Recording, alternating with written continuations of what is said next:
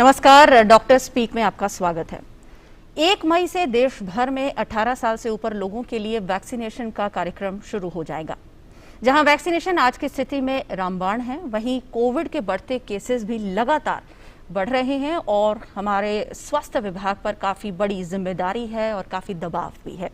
ऐसे में एक अच्छी खबर ये है कि हर व्यक्ति को अस्पताल का रुख करने की ज़रूरत नहीं पड़ती है। ज़रूरत सही तरीके से अगर क्वारंटीन और घर पर सही तरीके से ख्याल रखा जाए, इलाज किया जाए तो स्वास्थ्य में सुधार किया जा सकता है।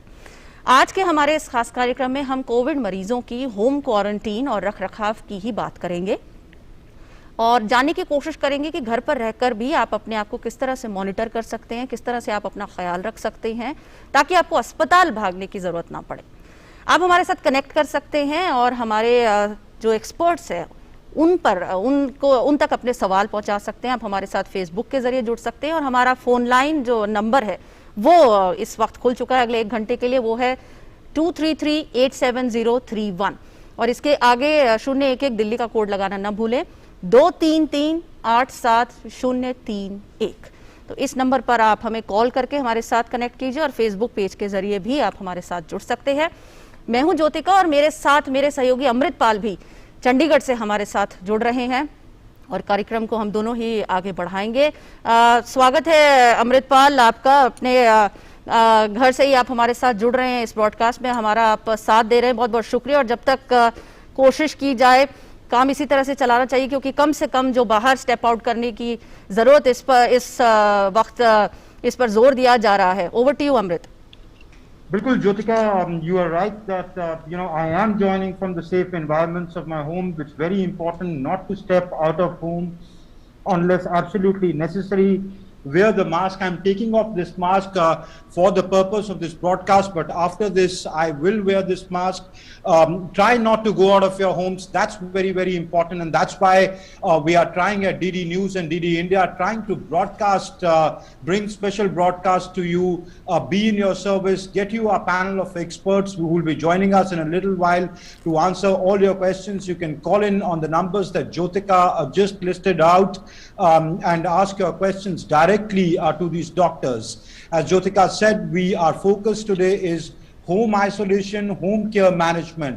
We'll be talking over the next 1 hour about who are the people, who are the patients who've got the infection, have contracted the virus. They need not worry. 80 to 85% of the people can be treated at home. So who are the people who are eligible to be treated at home? Remember, not everybody is treatable at home. Some people do require hospitalization. If your situation is such, is acute, you do need hospitalization. But if you're mild or asymptomatic, you can easily treat yourself at home. And if you are eligible, we'll tell you who all are eligible, what are the criteria for that eligibility, and if you indeed are eligible, what all you need to do at home to get better and what you do not need to do, the do's and don'ts of home care management. We'll be talking about all that. Jyotika. Right. बहुत शुक्रिया अमृत आपका। और आइए एक बार जरा graphics के जरिए ये समझने की कोशिश कर लेते हैं कि जो कोरोना के चलते घर पर इलाज कैसे हो सकता है। क्या वो लक्षण है सबसे पहले तो जिनके चलते आपको ये अपने आप को मॉनिटर करना होगा कि आपको कोविड है, जैसे कि बुखार आना, नाक बहना, जुकाम, आंखें लाल हो जाना, गले में खराश होना, सिर दर्द होना, बदन टूटना जिसे बॉडी एक कहा जाता है, उल्टी आना, डायरिया यानी कि दस्त लग जाना, त्वचा पर चकत्ते, स्वाद या गंध का न आना। और लक्षण दिखने पर क्या करना चाहिए, ये हैं लक्षण। और जैसे ही आपको इन लक्षणों में से कोई भी अपने आप को महसूस होते हैं, सबसे पहले RT-PCR टेस्ट करवाएं। टेस्ट की रिपोर्ट का इंतजार किए बिना तुरंत अपने आप को अलग कर लें। घर पर ही अलग कमरा हो जिसमें शौचालय भी अलग हो, ये बहुत अहम हो जाता है, बहुत जरूरी है। हवादार कमरा बेहतर है। घर का कोई एक सदस्य ही संक्रमित व्यक्ति की देखभाल करे, तो इन चीजों का ख्याल रखने की बहुत जरूरी है। जैसे लक्षण दिखें, इन चीजों का तुरंत पालन करना जरूरी है। आइसोलेशन में किन बातों का ख्याल रखें? आइसोलेशन में 3 लेयर वाला मास्क पहनकर रखें जिसे हर 8 घंटे में बदल दें। हाथ साबुन से बार बार धोते रहें। सतह पर डिसइंफेक्टेंट से बार बार साफ करते रहें। डॉक्टर का नंबर साथ रखें। भाप लें जिसे हम स्टीम कहते हैं, नमक वाले पानी से गरारे करते रहें, डॉक्टर की सलाह से दवा लेते रहें। ये बहुत आवश्यक मुख्य बिंदु है। डॉक्टर की सलाह के बिना दवा न लें। कोविड के इलाज के प्रोटोकॉल का पालन सख्ती से करें। और आज कुछ नए प्रोटोकॉल्स भी आए हैं, इन पर भी हम अभी चर्चा करेंगे। घबराएं नहीं, 85% संक्रमित घर पर ही इलाज से स्वस्थ हो जाते हैं। घर पर कैसे उपचार करें? हल्के लक्षण के अनुसार घर पर ही डॉक्टर की निगरानी में इलाज शुरू कर दें। स्वयं खुद का इलाज न करें। डॉक्टरी परामर्श जरूरी है। लक्षण के अनुसार बुखार, उल्टी, डायरिया आदि का इलाज करें। बुखार रोकने के लिए पैरासीटामोल लें। डॉक्टर की सलाह से vitamin C, vitamin D, zinc आदि ले सकते हैं। और खूब सारा पानी पिएं और तरल पदार्थ लें। घर पर निगरानी कैसे करें? अब कोरोना पॉजिटिव होने पर लक्षणों को मापने के लिए जरूरी सामान साथ रखना बहुत जरूरी है। ऑक्सीजन का स्तर मापने के लिए पल्स ऑक्सीमीटर, शरीर का तापमान मापने के लिए थर्मोमीटर बहुत आवश्यक है। निगरानी के लिए जरूरी जानकारी का चार्ट बना लें। हर 6 घंटे पर खून में ऑक्सीजन की मात्रा जांचते रहें। तापमान मापें। डायरिया या अन्य लक्षण है तो ध्यान रखें कि लक्षण बिगड़े नहीं। तो सिम्टम्स अगर जो भी आपके आते हैं उनका ध्यान रखें। निगरानी के लिए जरूरी चार्ट जरूर बना के रखें ताकि ये बार बार आप अपने आप को मॉनिटर कर पाएं। हर 6 घंटे में ऑक्सीजन की मात्रा जांचें। तापमान मापें यानी कि थर्मोमीटर से अपना बुखार नापते रहें कि कितना बुखार आ रहा है। डायरिया है यानी पेट खराब है, दस्त हो रहे हैं या अन्य लक्षण है तो ध्यान रखें कि लक्षण ज्यादा बिगड़े नहीं। अब सवाल आता है कब अस्पताल जाना चाहिए, कब आपको अस्पताल का रुख करना है। अपने सभी लक्षणों की जानकारी डॉक्टर को प्रतिदिन देते रहें, ये बहुत जरूरी है। डॉक्टर के टच में रहना। सांस लेने में जब तकलीफ हो, सीने में दर्द हो या जकड़न हो या फिर ऑक्सीजन का स्तर 94 से कम होने पर तुरंत डॉक्टर को बताएं। तो ये है वो लक्षण जब आपको अस्पताल का रुख करना है। और केंद्रीय स्वास्थ्य मंत्रालय ने आज होम आइसोलेशन को लेकर ही कुछ नई गाइडलाइंस जारी की हैं, जिसमें माइल्ड और एसिम्प्टोमेटिक कोविड-19 केसेस को कैसे डील करना है, कैसे उनका रखरखाव करना है, उस पर जोर दिया गया है। होम आइसोलेशन कब डिसकंटिन्यू करनी चाहिए, ये भी एक बहुत ज़रूरी चीज़ है समझना। और इसको कहते हैं when will the patient stand discharge and and home isolation. कब हम ये कह सकते हैं कि अब आप अपने कमरे से बाहर आ सकते हैं।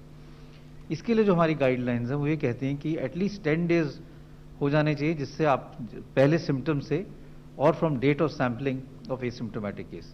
तो यानी कि अगर आप आज टेस्ट पॉजिटिव हुए, आपको कोई लक्षण नहीं है, तो आपको एटलीस्ट 10 दिन होम आइसोलेशन करने की ज़रूरत है। अगर कोई लक्षण है तो एटलीस्ट 3 दिन ऐसे होने चाहिए 10 दिन में, लास्ट 3 डेज, जब आपको कोई फीवर नहीं हुआ और कोई और सिम्टम नहीं है। तो अगर आपको 6 या 7वें दिन के बाद बुखार नहीं हुआ और 10 दिन हो जाते हैं तो आप होम आइसोलेशन से बाहर आ सकते हैं।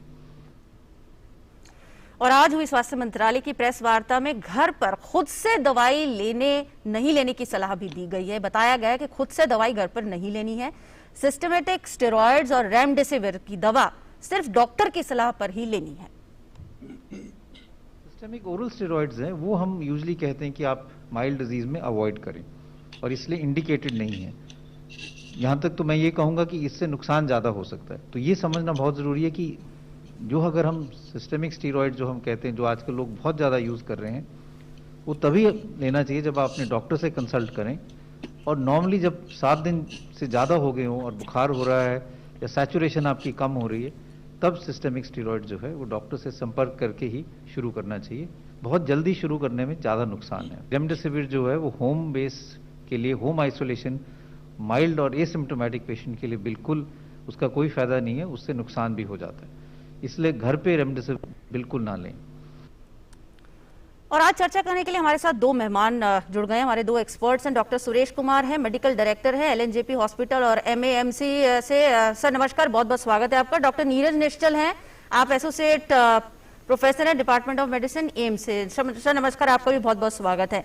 लेकिन आप लोगों के पास आने से पहले मैं अमृतपाल आपके पास आना चाहूंगी, जो आज नई गाइडलाइंस जारी की गई हैं, इस पर अगर आप थोड़ी रोशनी डालें कि क्या नई गाइडलाइंस हैं होम आइसोलेशन को लेकर? Jyotika, you've already listed them out, but for the benefit of our viewers, because we are broadcasting this both on DD India and DD News, for the benefit of our viewers who understand only English, I'll just repeat them.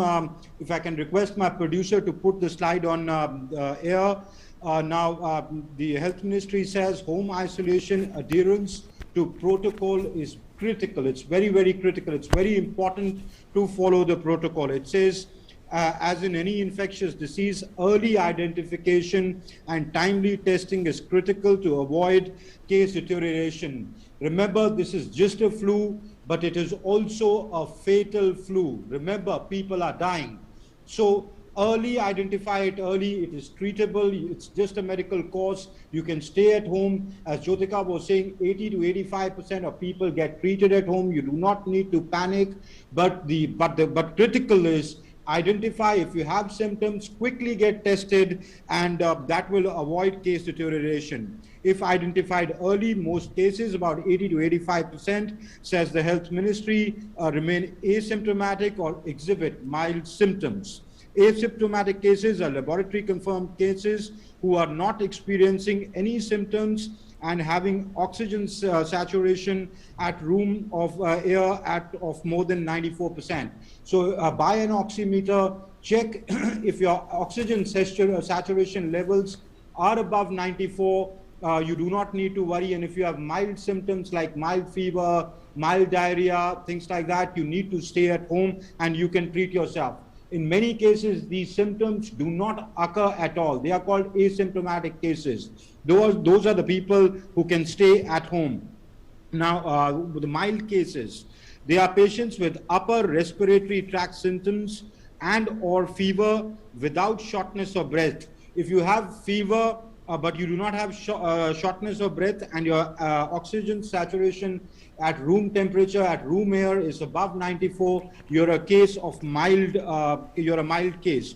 All such cases, both mild and asymptomatic cases, do not, I repeat, need hospitalization. They can be managed under home isolation.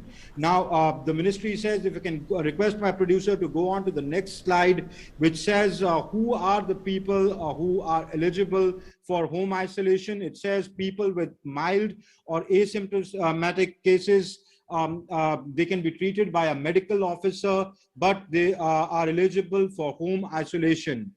They should have requisite facility for self-isolation and quarantining of family contacts. That means you need to be quarantined, you need a separate room, you need a separate washroom, which you do not share with your family members. If you have that within your house, if you're mild case or asymptomatic case, you are eligible for home isolation. But remember, you have to contact your doctor once you get treated. Your local government facility, health facility will get in touch with you. A medical supervisor will be talking to you. A medical officer will be talking to you. You have to be constantly in touch with the medical officer.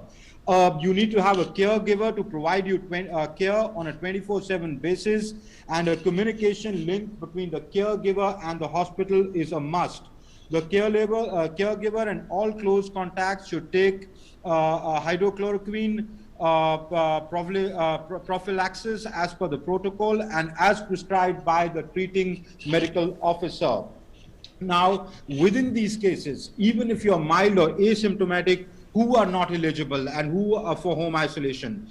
Elderly, people of more than 60 years of age, and with comorbid conditions such as hypertension, diabetes, chronic lung disease, heart disease, liver disease, kidney disease, cerebrovascular disease, etc. They are not eligible for home isolation. They need medical supervision. Patients suffering from immune compromised status, that is HIV, transplant recipients, cancer therapy, etc., are not recommended for home isolation. That's what the Health Ministry's guideline says, and shall be only allowed home isolation after proper evaluation by the treating medical officer. Now, these are people who are not recommended home isolation, but if the medical officer feels that they have enough medical supervision, they have a caregiver, and their diseases are treatable, they can also be allowed or permitted for home isolation. If we go on to the next slide, and if my producer can please put that on air. Now, if we look at instructions for the patient, isolate yourself from other household members in a well-ventilated room. These are instructions for patients who go for home isolation. The patient should at all times use triple layer medical mask. They should discard the mask after 8 hours of use. If the caregiver is entering the room, both the caregiver and the patient may consider using N95 mask if it is possible. Take rest and maintain adequate hydration. Follow respiratory etiquettes at all times. Maintain hand hygiene and wash your hands frequently. Very, very important. Do not share personal items with other people in the household if you are home isolated. Ensure cleaning of regularly touched surfaces in the room and regular sanitization. Self-monitor temperature and blood oxygen saturation levels and report promptly if it falls below 94%. So buy an oximeter, buy a thermometer, keep measuring your temperature, keep measuring your oxygen saturation levels, and report if it falls below 94. You need not panic if it falls 94. You need to talk to your doctor or treating medical officer. He will advise what to go do next. You generally require oxygen. We'll ask our doctors at what stage we require oxygen, but as far as I know, you require oxygen if it falls below 90%, but for purposes of authenticity, I'll let the the panel of doctors joining us on the show answer that. But do not panic if it falls below 94%, just report that. Now, if we go on to the next slide, and if you can request my producer to put it on air. Now, what are the instructions for the caregiver? Wear a triple medical mask, oblique N95 mask, and a disposable gloves while handling the patient. Discard the mask after use and properly sanitize and wash hands. Hand hygiene must be ensured after contact with the ill person or before and after preparing and eating food or wherever your hands look dirty. Soap and water or an alcohol-based sanitizer should be used for washing hands. Avoid direct contact with the patient's body fluids, particularly oral and respiratory secretions. Use disposable gloves while handling the patient. Avoid exposure to potentially contaminated items such as eating utensils, drinks, towels, etc. Food must be provided to the patient in the room, and utensils used by the patient should be cleaned with soap and water, wearing gloves. Effective waste of disposal shall be ensured to prevent further spread of infection within the household and outside. If I can request my producer to go on to the next slide. What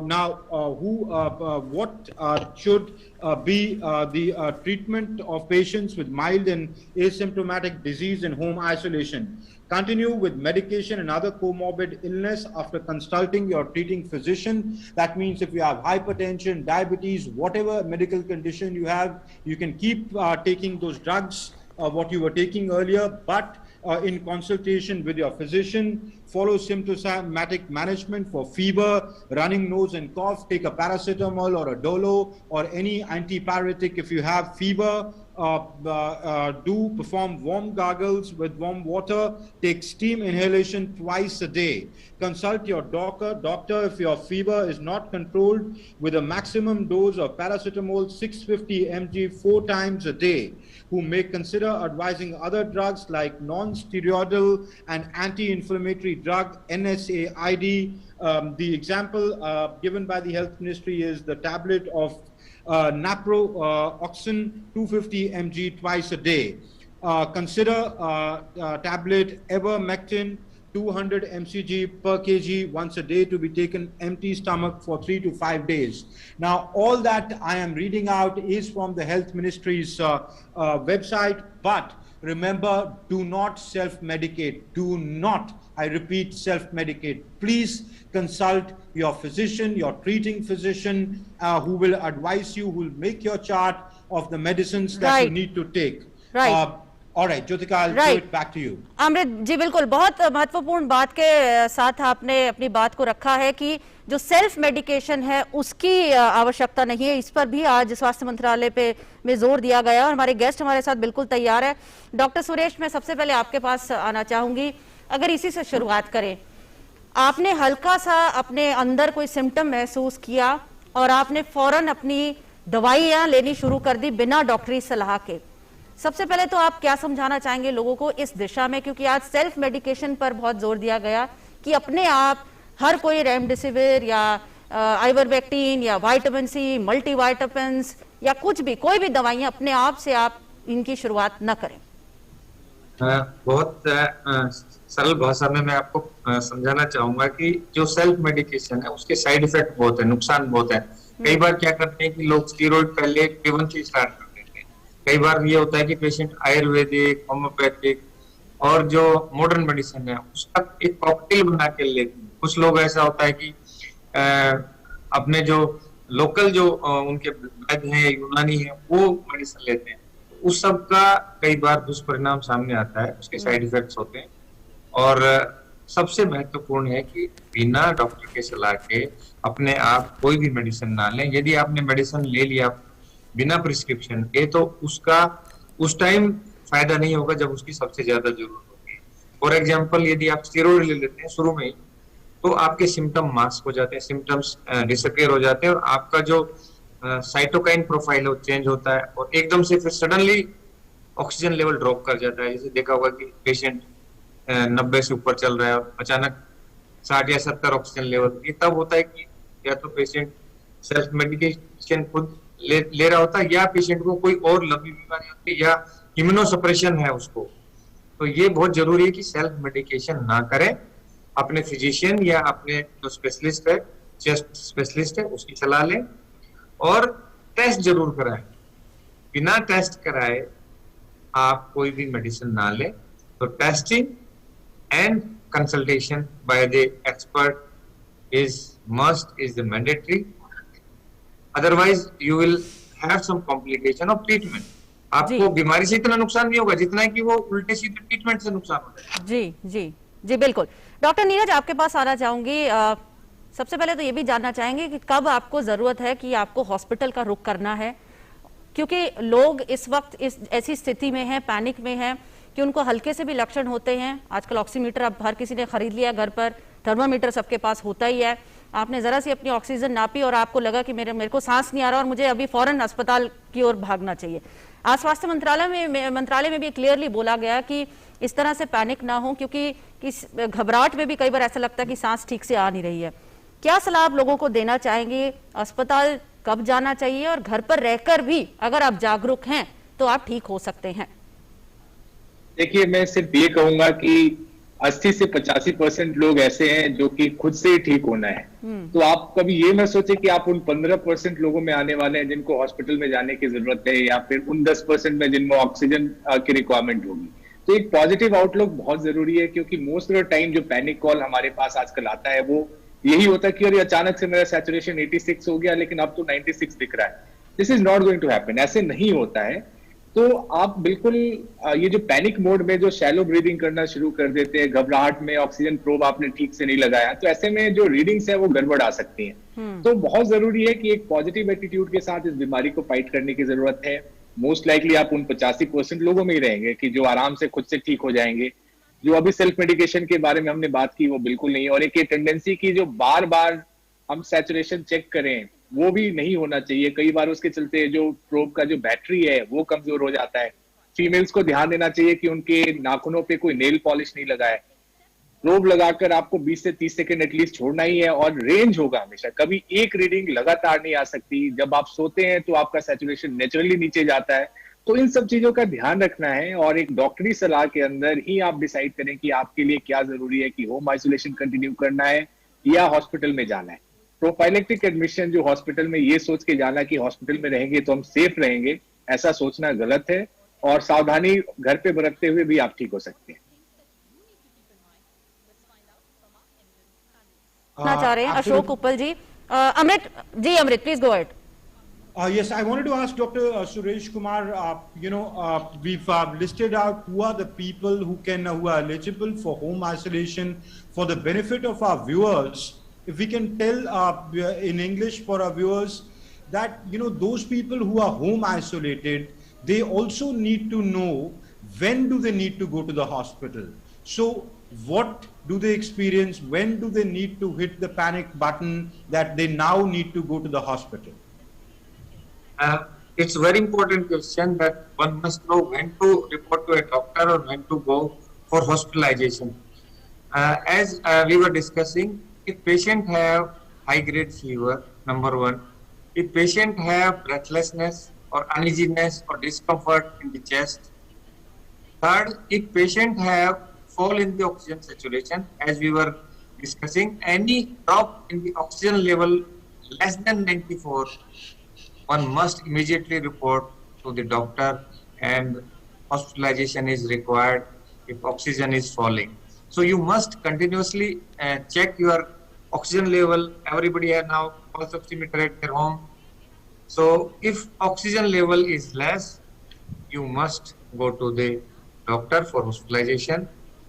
And lastly, if patient is already compromised, if patient already have the any chronic disease, for example, patient is on dialysis, patient is having some cancer, patient is having some uncontrolled diabetes plus fever. So all these groups need to be admitted at the early stage. But if patient is maintaining saturation above 94, patient is asymptomatic, no fever, no breathlessness, there is no need to go to the hospital. This is very important to understand.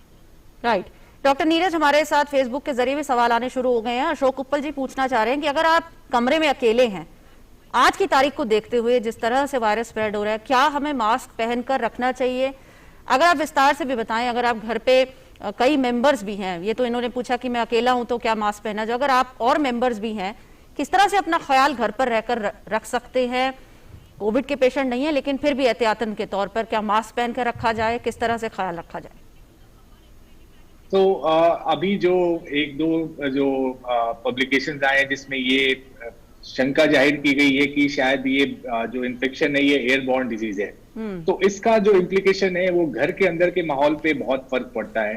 क्योंकि अगर airborne infection अगर ये वाकई में है तो जो अगर घर के अंदर कोई एक इन्फेक्टेड आदमी है तो उस घर में बैठे बाकी लोगों को इन्फेक्ट कर सकता है। इसलिए बहुत जरूरी है कि आपके घर में अगर कोई इन्फेक्टेड है, बाकी लोग नॉन इन्फेक्टेड है, तो ऐसे सिचुएशन में सभी को घर के अंदर मास्क पहनने की एक तरह से जरूरत है, सभी को पहनना चाहिए। लेकिन अगर कोई घर का सदस्य बाकी लोग ठीक है तो ये डेफिनेटली एक डिफिकल्ट काम है कि 24 घंटे कोई मास्क पहन के घर के अंदर रहे। तो ये एक अपना कॉमन सेंस यूज करते हुए हमें इस चीज को बेसिकली अपने लाइफ में इंट्रोड्यूस करना पड़ेगा कि क्या कोई ऐसा सिम्टोमेटिक है जो कि नोन केस नहीं हो सकता है कि वो भी सिम्टम्स है लेकिन उसका अभी तक टेस्ट कंफर्म नहीं हुआ है। तो इसलिए बहुत जरूरी है कि जो आपके घर के अंदर का जो वेंटिलेशन का सिस्टम है, अगर नेचुरल एयर अगर अंदर आ सकता है खिड़कियां खोलने से, दरवाजे खोलने से, तो इसको इंकरेज करना चाहिए ताकि अगर ये एयरबॉर्न इन्फेक्शन भी अगर है तो जो नेचुरल वेंटिलेशन के थ्रू इसको क्लियर किया जा सके। तो आपके घर में सिम्टोमेटिक है कोई भी तो आपको मास्क पहनने की जरूरत है घर के अंदर, लेकिन सभी लोग ये सिम्टोमेटिक है तो 24 घंटे मास्क पहनना मुश्किल हो सकता है, तो वो आपको उसके अकॉर्डिंग जस्टिफाई करना पड़ेगा। Right sir. एक कॉलर हमारे साथ जुड़े, उन्हें ले लेते हैं। राजेश है दिल्ली से, स्वागत है राजेश जी, पूछिए अपना सवाल। नमस्कार डॉक्टर साहब जी, पूछिए। डॉक्टर साहब, मेरी वाइफ जो है 14 तारीख को जो है खांसी और बुखार था, 16 तारीख को कोविड का जांच करवाया तो 20 को रिपोर्ट आया तो कोरोना पॉजिटिव थी जी। तो सवाल जी, उसको जो है होम क्वारंटीन करा दिए करीब तारीख तक, 28 तारीख तक होम क्वारंटीन थी। तो उसके बाद जांच करवाना जरूरी है कि कोई लक्षण तो नहीं होगा ना? जी डॉक्टर सुरेश जी, क्या क्वेश्चन था? हेलो जी, क्या क्वेश्चन रिपीट करेंगे?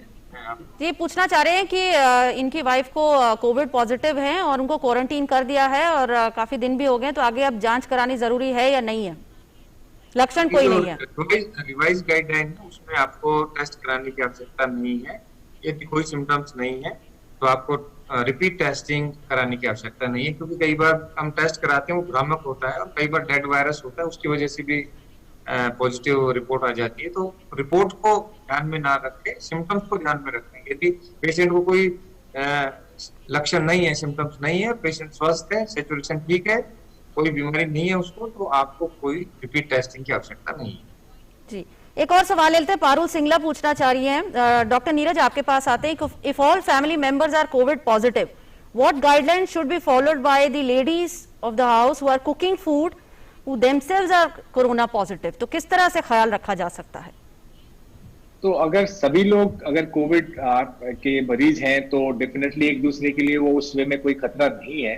तो जो नॉर्मल प्रिकॉशन लेते हुए आप खाना बना रहे हैं वैसे बना सकते हैं। चैलेंज तब होता है कि अगर महिला पॉजिटिव है, पुरुष नेगेटिव है और महिला पॉजिटिव है, उसको खाना बनाना पड़ रहा है। तो वैसे में डेफिनेटली थोड़ा रिस्की रहेगा, लेकिन अगर सारे लोग पॉजिटिव हैं तो आई डोंट थिंक कि कुछ अलग से स्पेशल प्रिकॉशन की जरूरत है, एज लॉन्ग एज कि कोई बाहरी संपर्क किसी नॉन इन्फेक्टिव आदमी से नहीं हो रहा है। Right. All right, Dr. Nischal, there's a gentleman by the name of Deepak Chari who's asked this question on our social media. He says, "What medicines should I be taking at home? I have a sore throat and I am waiting for the RT-PCR result." So again, he has to take symptomatic treatment, but again, in a consultation with a doctor, he should not be self-medicating. For such people, if he has fever, he can take paracetamol. If he has sore throat and sneezing type of thing, then he can take any anti-allergic like levocetirizine type of drug. But again, he should not self-medicate. He should discuss this with his doctor, in which he is going to be in touch with over next few weeks in case if he turns positive, and he will be able to guide him properly based on day-to-day symptoms. जी, doctor Suresh, एक और अहम सवाल। आपने अपने अंदर कुछ symptoms महसूस किए और आपने अपना टेस्ट भी करा लिया। अब आपको अपने टेस्ट की रिपोर्ट की वेट करनी होगी, जो कि 48 घंटे लगते हैं RT-PCR में।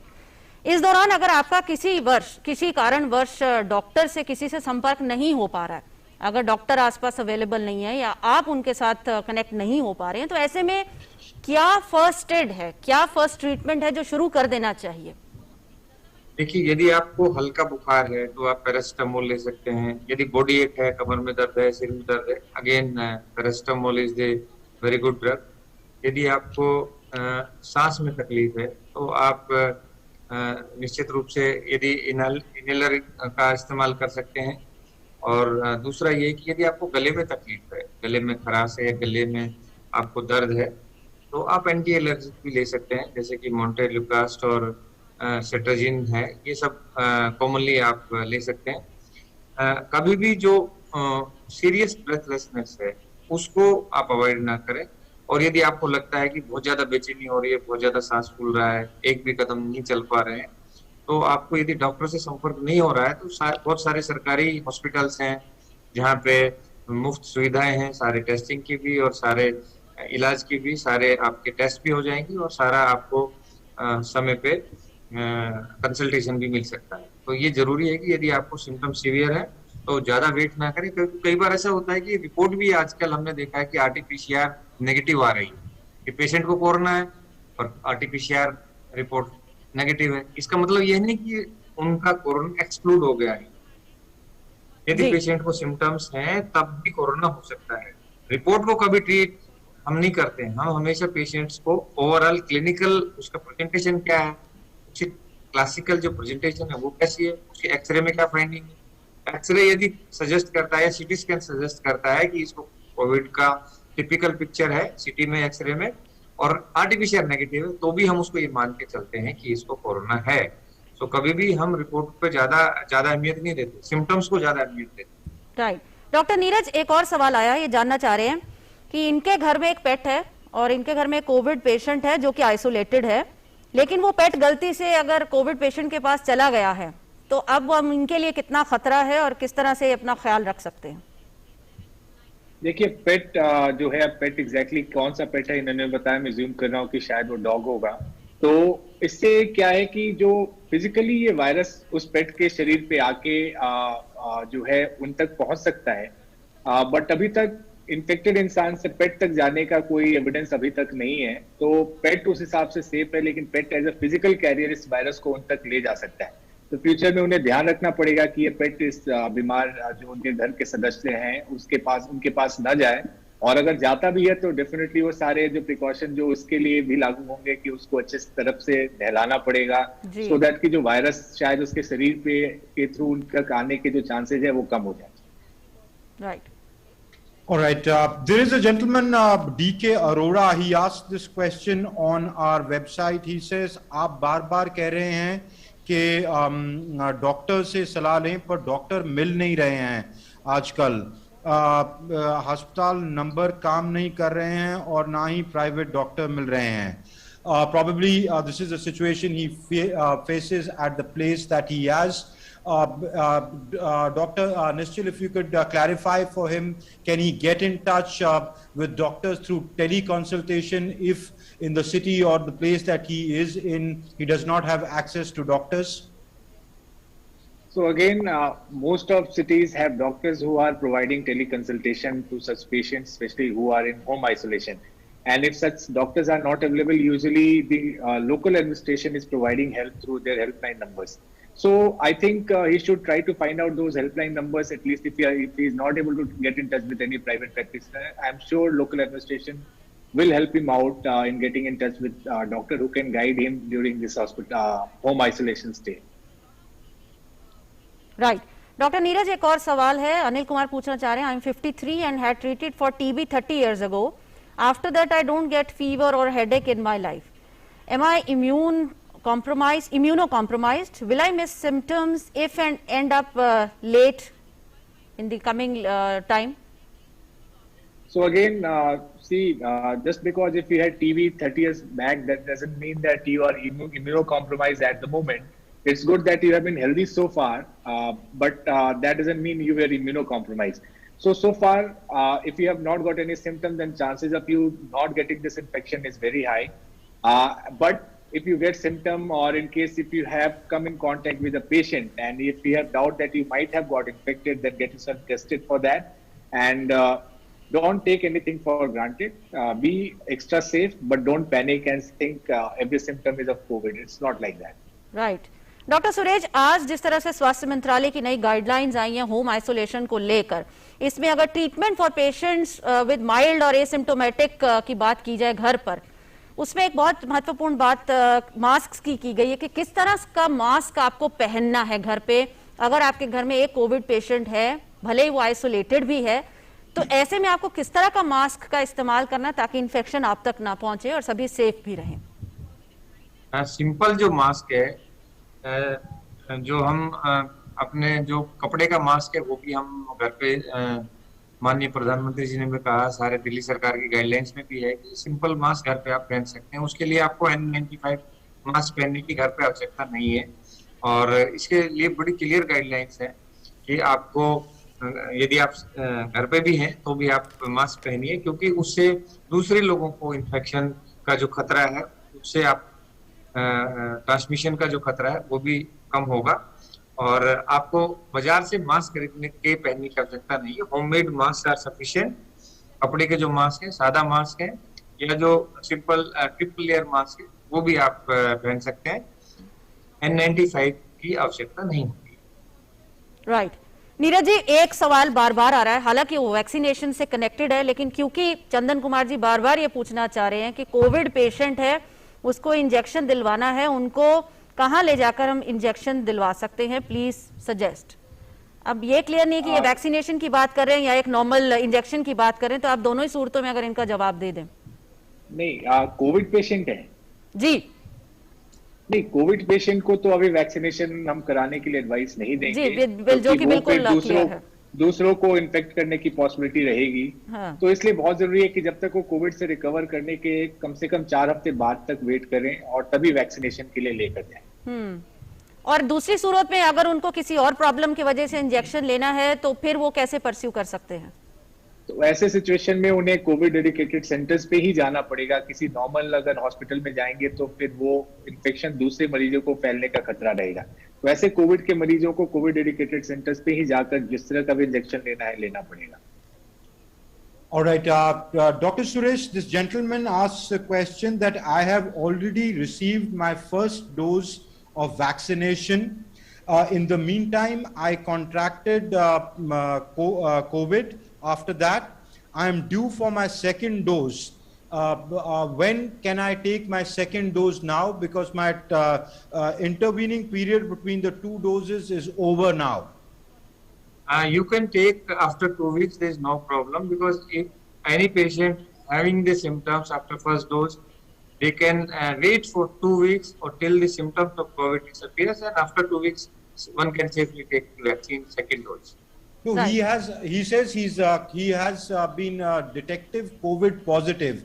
So now does he need to wait for recovery and then? Yes, 2 weeks? definitely. Recovery is usually there in the 2 weeks. And after 2 weeks, one can go for the vaccine. You can delay the vaccine by 2-3 weeks or 4 weeks. It doesn't matter. So one can take the vaccine 2 weeks after the symptoms are over, or if patient is asymptomatic, after 2 weeks, a patient can get the second dose. Right doctor Neeraj, ये एक और दर्शक है, वो Facebook के जरिए हमारे साथ जुड़े हुए हैं, ये जानना चाह रहे हैं कि अगर हम विटामिन सी टैबलेट्स खाने की शुरुआत करते हैं, अगर विटामिन सी हमें लेना है तो हमें कौन सी दवाई का इस्तेमाल करना चाहिए, और इसके अलावा भी अगर हमें घर पर रहकर अपना इलाज करना है तो कौन सी दवाइयां हैं जिनको हम ले सकते हैं? तो अभी जो होम आइसोलेशन गाइडलाइंस रिलीज हुए हैं उसमें क्लियरली बताया गया है कि जो भी दवाई लें अपने लोकल डॉक्टर्स की सलाह के साथ ही लें। तो एक ब्लैंकेट स्टेटमेंट देना कि आप बीमार हैं तो ये सारी दवाइयां ले लेंगे, मैं कहूंगा वो गलत होगा।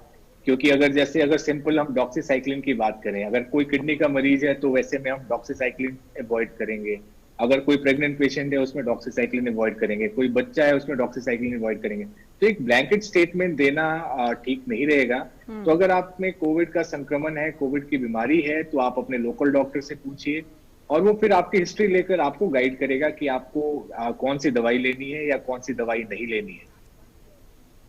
राइट डॉक्टर सुरेश, आपके पास आना चाहेंगे, ये जानना चाहते हैं कि रेमडेसिविर की चर्चा पूरे देश में है और कोविड के इलाज में इसका इस्तेमाल होता है, इस पर विस्तार से बताएं कि आखिर ये काम कैसे करती है। देखिए, जो वायरस है, वायरस की यदि हम समझें उसका डायनेमिक्स, तो उसमें एक एंजाइम होता है और एक स्ट्रक्चर होता है। तो उसमें वायरस मल्टीप्लाई करता है, आरएनए वायरस है, और उसको जो मल्टीप्लिकेशन को ये रोकता है, जो रेमडेसिविर मेडिसिन है, ये उसकी मल्टीप्लिकेशन जो तेजी से फैलता है, जो लो काउंट होता है उसको कम करता है, प्लस जो वायरल लोड है उसको कम करता है। रेमडेसिविर का कोई मौत पे या मोर्टेलिटी बेनिफिट नहीं है, इस पे बहुत ज्यादा हाइप है। अभी जो रिवाइज गाइडलाइन है उसमें रेमडेसिविर के यूज को भी हमने कम किया है। रेमडेसिविर तभी फायदा करती है यदि पेशेंट को मॉडरेट इलनेस है या साइटोकाइन स्टॉर्म से उसको पहले हम दे देते हैं तो उसको बेनिफिट ज्यादा होता है। और ये खाली रिकवरी को फास्ट करता है। जैसे कोई पेशेंट 1 हफ्ते में ठीक होने वाला होता है तो वो 5 दिन में ठीक हो जाता है, या कोई पेशेंट 10 दिन में ठीक होने वाला होता है तो वो 8 दिन में ठीक हो जाता है। कोई पेशेंट यदि 2 हफ्ते उसके सिम्टम्स रहते हैं तो वो 11 दिन में ठीक हो जाता है। यानी 2 से 3 दिन रिकवरी को फास्ट करता है, वायरस को क्लियर करता है बॉडी से और वायरल लोड को कम करता है। और जो मैंने जैसे बताया कि सिम्टम्स जैसे फीवर है, अनइजीनेस है, उसको कम करता है। तो ओवरऑल वेलबींग को ये थोड़ा बेटर करता है। पर ये समझे कि रेमडेसिविर देने के बाद मौत नहीं होगी या कॉम्प्लिकेशन हो, ऐसा नहीं। हमने बहुत सारे पेशेंट देखे हैं, उनको रेमडेसिविर भी दिया फिर भी हम उनको नहीं बचा पाए। तो रेमडेसिविर सबके लिए नहीं, रेमडेसिविर एसिम्टोमेटिक के लिए नहीं। रेमडेसिविर का जो ओवर यूज हो रहा है, लोग घर पे भी अब बाजार से खरीद के लगाने लगे हैं, कि कभी भी हम एडवाइज नहीं करते, उसका कोई फायदा ही नहीं। रेमडेसिविर का यूज सिर्फ हॉस्पिटल के लिए है, डॉक्टर की निगरानी में ये इंजेक्शन लगना चाहिए। और जो भी प्राइवेट हॉस्पिटल है या नर्सिंग होम है, उनको ये सोचना चाहिए कि हर एक पेशेंट को लेफ्ट एंड राइट रेमडेसिविर न यूज करें, उसका कोई ज्यादा फायदा नहीं है। रेमडेसिविर का तभी फायदा है यदि वो साइटोकाइन स्टॉर्म से पहले लगाया जाए। So this is the mechanism of action, and this only help in the early recovery. It is not the 100% cure for the coronavirus. So this is the false belief that if one is getting remdesivir वो पूर्णतः ठीक हो जाएंगे, ऐसा नहीं। All right, Dr. Neeraj Nischal, Ashwin Joshi has this question. He says, what are the symptoms of COVID for children under 5 years of age? In my family, 3 children have fever. I am right now giving them medicine for viral. So again, the children will have almost similar symptom like any other viral illness, viral URIs they must have developed in the past as well. So usually most of these kids will develop fever, running nose, a little bit of cough, and usually recover in 3-4 days. Only if they don't recover in 3 or 4 days and the symptom persists, or they are experiencing breathing problem, then that is something a warning sign for which you should be visiting a pediatrician. But the symptoms usually is mild in such patients, and they recover on their own with simple symptomatic treatment like that for fever and cough. Right doctor Neeraj, एक और दर्शक हमारे साथ हैं, ये कह रहे हैं कि मुझे पिछले कुछ दिनों से जुकाम है, तो इन्हें क्या करना चाहिए? तो ये जुकाम के ढेर सारे कारण हो सकते हैं, उन्हें अपना रिस्क असेस करना होगा कि अगर वो पूरी तरह से घर पे ही रहे, किसी से नहीं मिले हैं, तो ये सिंपली एलर्जी हो सकता है। लेकिन अगर उनका इंटरेक्शन घर के बाहर के लोगों से या ऐसे किसी इंसान से हुआ था जो खुद सिम्टोमेटिक था, तो डेफिनेटली उन्हें अपने कोविड का टेस्ट करवाना चाहिए, इस बीमारी को रूल आउट करना चाहिए, सो दैट कि वो किसी और को इन्फेक्ट न करें। और अगर कल इनकी तबीयत ज्यादा खराब होती है तो एटलीस्ट क्लैरिटी रहे कि इन्हें कोविड है और उसके अनुसार इलाज किया जा सके। राइट डॉक्टर नीरज, एक और सवाल आया है और जहां तक मुझे समझ आता है इन्होंने अपने सवाल के साथ अपना जवाब भी दे दिया है, लेकिन आपके पास लेकर आती हूँ। ये पूछना चाह रहे हैं कि हमारे घर में एक कोविड पेशेंट है, आइसोलेटेड है, हम उनको डिस्पोजेबल बर्तन में ही खाना देते हैं, तो क्या हम ठीक कर रहे हैं? बिल्कुल, डिस्पोजेबल बर्तन में खाना देने से ये फायदा है कि एटलीस्ट वो फिर कॉन्टेमिनेट किसी और को नहीं करेंगे, या कोई और यूज करे तो उससे दिक्कत नहीं आएगी। But at the same time ये डिस्पोजेबल कंटेनर्स को डिस्पोज करना एक बहुत टॉप प्रायोरिटी है, और हर कॉलोनीज और बाकी एरिया के जो म्युनिसिपैलिटी है उन्होंने ऐसी व्यवस्था की है कि ऐसे जो इन्फेक्टेड मटेरियल्स हैं उनको प्रॉपर डिस्पोज ऑफ कैसे किया जाए उसकी व्यवस्था कर रखी है। तो बहुत अच्छा काम कर रहे हैं कि आप डिस्पोजेबल बर्तन में उन्हें खाना खिला रहे हैं, जिससे आपके कॉन्टेमिनेट होने के चांसेस कम है, लेकिन इनको सेफली डिस्पोज ऑफ करना बहुत जरूरी है। All right, let me ask Dr. Suresh, though Jyotika, you played that bite of the health ministry, but a lot of people are asking this question now that we're doing a show on home isolation. This question is oft repeated, that when should one end one's home isolation? Yes, yes. And once the home isolation is over, once their isolation within the home is over, do they need to go in for testing again to be sure that their COVID infection is over? I like both doctors to take this question. First, Dr. Suresh and then Dr. Neeraj Nischal. This is a very important question. Everybody must understand that repeat testing is now not recommended. Repeat RT-PCR is not recommended. If patient has completed the home quarantine, if patient is asymptomatic, he is relaxed, he is fine, he must enjoy the normal healthy life. There is no need for repeat testing. But if patient have some, as I told you earlier, that if patient have some chronic disease, or patient have some breathlessness, or patient saturation is dipping, if saturation is not maintained even after 2 weeks, and if patient again develop some symptoms, then only patient must report to the physician or to the hospital. Otherwise, there is no need of any test. But most of these, we have seen that most of the people do ask that, अब मैं ठीक हूँ कि नहीं हूँ, मैं confirm करना चाहता हूँ कि मेरा टेस्ट नेगेटिव आया कि नहीं आया। ज्यादातर रिक्वेस्ट हमारे पास आती है, काफी सारे पेशेंट्स आते हैं कि नहीं, मुझे एक बार तसल्ली हो जाएगी, मेरी अपनी तसल्ली के लिए मुझे टेस्ट कराना है कि मेरा आर्टिफिशियल नेगेटिव है या पॉजिटिव अभी है मेरे वायर। पर हम ज्यादातर लोगों को समझाने में कामयाब रहते हैं कि जरूरत नहीं है, आप ठीक हैं बिल्कुल, repeat testing is not required. दूसरा जो क्वेश्चन था आपका कि कब उनको दोबारा, यदि जैसे हम एक्सरे कराते हैं कुछ पेशेंट्स का, यदि उनको, क्योंकि कुछ पेशेंट्स ऐसे होते हैं जो स्मोकर होते हैं, हैवी स्मोकर्स होते हैं, या उनको सीओपीडी होता है, या उनको कोई और लंग्स की बीमारी होती है, फॉर एग्जांपल ट्यूबरकुलोसिस इंडिया में बहुत कॉमन है। तो जो टीबी के पेशेंट्स हैं, जैसे अभी भी एक दर्शक ने पूछा कि 30 साल पहले टीबी हुआ और उसका इम्यूनिटी 30 साल पुरानी टीबी का इम्यूनिटी से कोई ज्यादा लेना जी। देना नहीं होता। जी जी तो इस तरह के जो पेशेंट है काफी सारे हमारे पास भी आते हैं, तो उनको ये समझना चाहिए कि यदि सिम्टम्स नहीं है तो कुछ करने की आवश्यकता है। डॉक्टर नीरज, 2 लाइन में अगर जवाब, वक्त मेरे पास बहुत कम रह गया। तो वही है कि रिपीट टेस्टिंग तो बिल्कुल कराने का कोई मतलब नहीं है। और आजकल आप देखेंगे लैब्स में जो रूटीन इन्वेस्टिगेशंस है, जो इन्फ्लेमेटरी मार्कर्स के लिए जो सारे लोग लाइन लगाकर खड़े हैं कि भाई जल्दी से मिल जाए, जी जी तो ये सारे टेस्ट कराने की नॉर्मली जरूरत नहीं पड़ती है। वो लोग जिनका बुखार 7 दिन से ज्यादा परसिस्ट कर रहा है, जिनको ग्रेजुअली खांसी बढ़ते जा रही है और सांस लेने में तकलीफ हो रही है, उन लोगों में ये सीटी स्कैन और जो ये ब्लड मार्कर्स है वो हेल्प कर सकते हैं हमारे ट्रीटमेंट डिसीजन में। Right. रूटीनली अगर कोई बिल्कुल ठीक है, माइल्ड सिम्टम्स हैं, तो ऐसे टेस्ट के पीछे नहीं भागना चाहिए। और ठीक हो गए या जी, नहीं उसको जी। देखने के लिए RTPCR. And in how many days should they end their home isolation? जी अमृतपाल, हमारे पास वक्त बहुत कम है। डॉक्टर नीरज, 1 लाइन में प्लीज।